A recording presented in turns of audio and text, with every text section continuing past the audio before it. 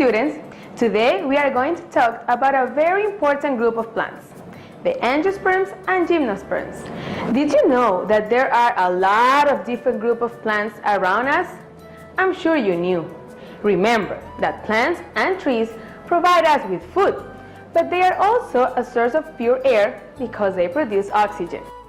Plants can be classified according to different aspects that may not be that relevant, but there is an important classification we will talk about today.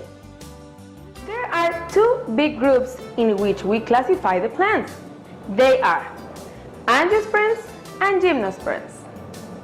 Angiosperms are flowering plants, and gymnosperms are non-flowering plants. Now, let's talk about angiosperms. These are the largest group of plants in the planet kingdom.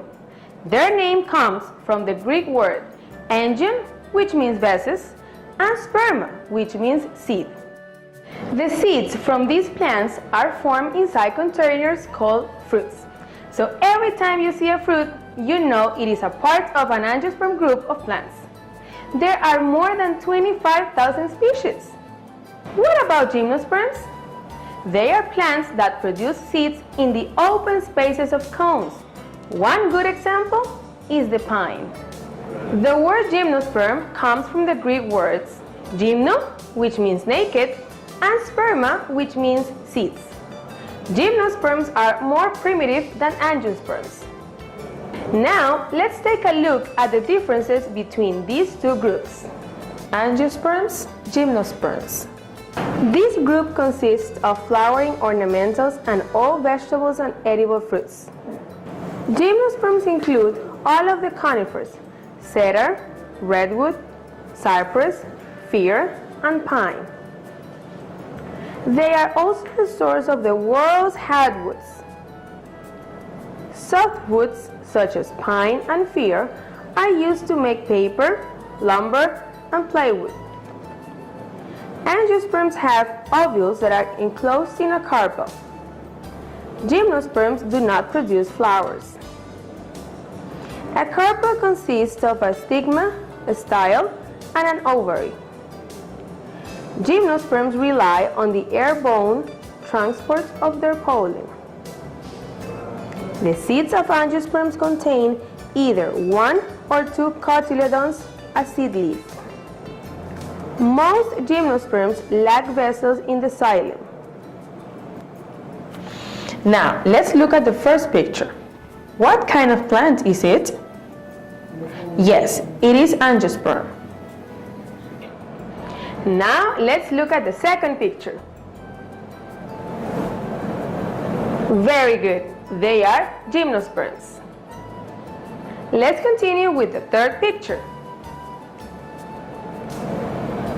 Excellent. They are angiosperms. And finally, let's look at the fourth picture. And they are angiosperms. Very good. Read the following characteristics. Say if they refer to angiosperms plants or gymnosperm plants. Plants whose seeds are enclosed in an ovule. They are gymnosperms. Very good.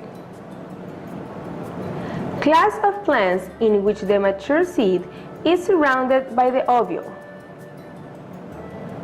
Angiosperms. Excellent. It means a naked seed.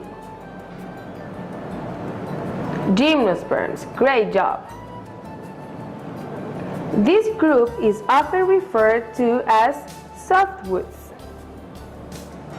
Yes, they are gymnosperms. This group is often referred to as hardwoods.